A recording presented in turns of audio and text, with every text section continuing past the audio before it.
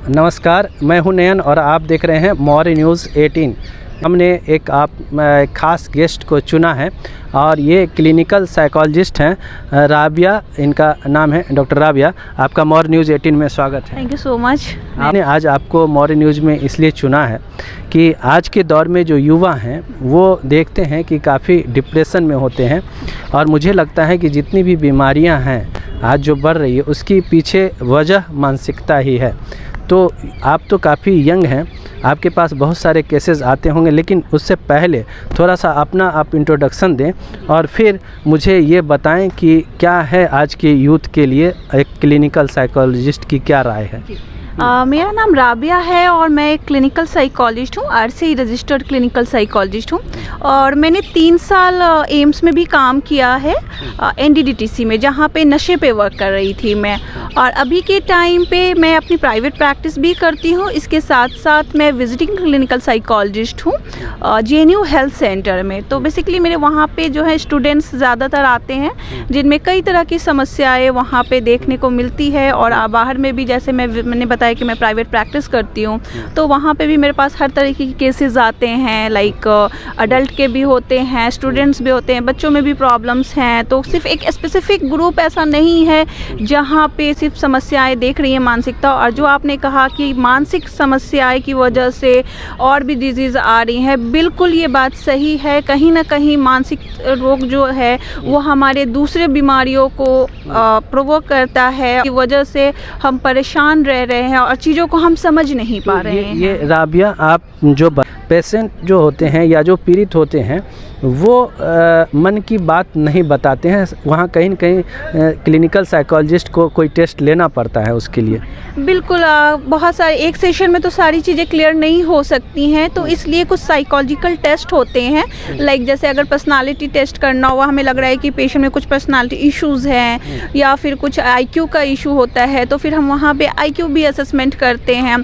कभी कभी हमें ये लगता है पेशेंट में ये भी प्रॉब्लम्स हो सकती है कि मेमोरी इश्यूज़, भूलने की प्रॉब्लम हो रही है, बातों को समझ नहीं पा रहा है, तो फिर वहाँ पे हम न्यूरोसाइकोलॉजिकल असेसमेंट करते हैं। तो इस तरीके से कई तरह की साइकोलॉजिकल असेसमेंट है जिससे हम लोग पेशेंट के बारे में काफ़ी अच्छे से जान पाते हैं और जितनी जल्दी हो सकता है वो जान पाते हैं। टेस्ट से ये हमें हेल्प मिलती है कि हम एक लंबा सेशन नहीं ले जाना सकते हैं। देखिए, यूथ के रिश्तों पे भी काफ़ी कुछ होता है। यूथ में एक रिलेशन बनता है, प्यार मोहब्बत होती है, एक रिश्ता बनता है, लेकिन बाद में चल के कहीं न कहीं अंडरस्टैंडिंग गड़बड़ाती है तो डिप्रेशन के शिकार होता है। तो कहीं न कहीं क्या है कि यूथ अगर किसी भी कारण से, वो या तो रिलेशन से या अपने परिवार के रिलेशन से या अपने मित्रों के रिलेशन से अगर मानसिक स्थितियों से डैमेज होगा तो एक तो हानि है समाज को, देश को भी।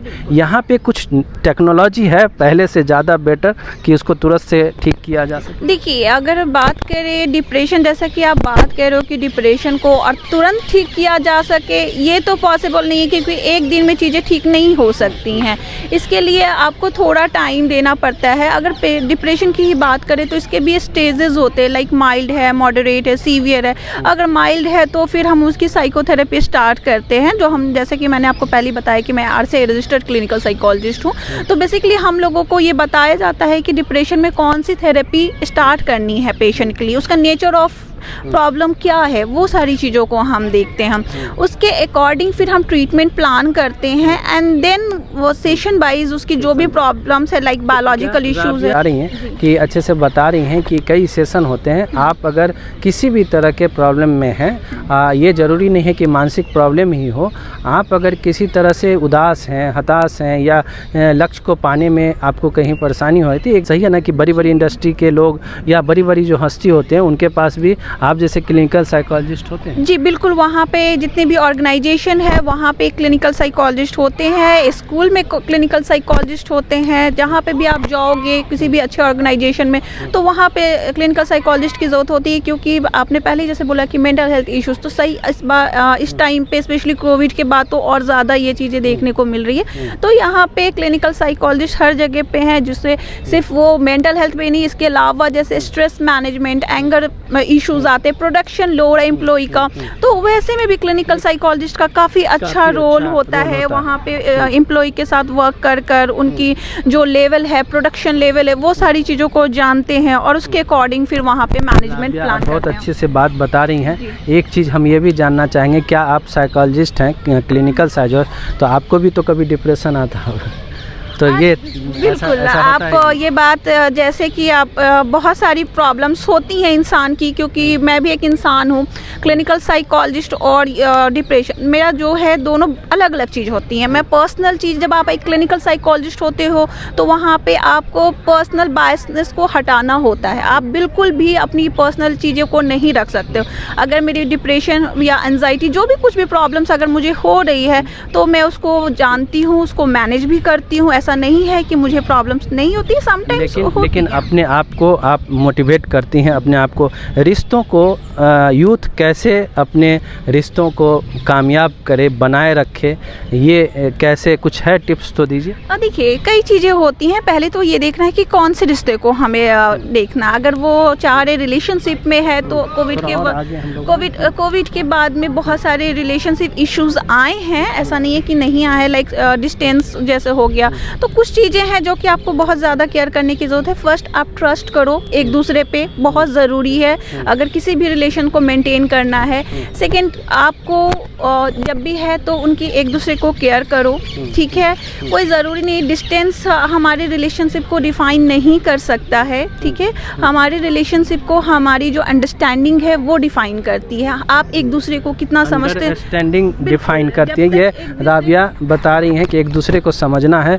तो हम एक चलते चलते ये भी एक जानना चाहते हैं, क्या कोई मानसिक रूप से पीड़ित है तभी एक क्लिनिकल साइकोलॉजिस्ट का दरवाज़ा खटखटाए, या फिर ऐसे भी? नहीं, ऐसा कोई ज़रूरी नहीं है कि, लेकिन इसके अलावा ऐसे भी लोग हैं जिनको लाइक बहुत लोग ऐसे होते हैं जिनको प्रॉब्लम होती है करियर में, करियर चूज़ नहीं कर पा रहे, कहाँ जाना है, किस फील्ड में जाना है, वहाँ पे उनकी प्रॉब्लम है। लाइक ऐसे लोग भी आ सकते हैं।